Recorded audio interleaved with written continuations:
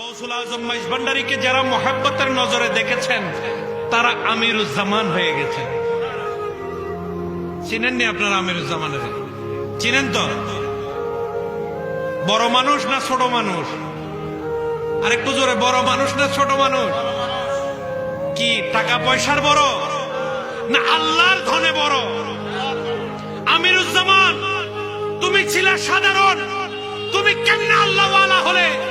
আমিরুজ্জামান বলে, আমি আল্লাহ কি জিনিস কখনো জানি নাই, রসুল কি জিনিস কখনো দেখি নাই, কিন্তু যেই মাত্র আমার গৌসুল আজম মাইজভান্ডারী আমি আমিরুজ্জামানের দিকে নজর দিয়েছেন, আমি আমিরুজ্জামানের নজর দিয়ে আল্লাহ এবং আল্লাহর রসুলের নূরকে আমি দেখে ফেলেছি।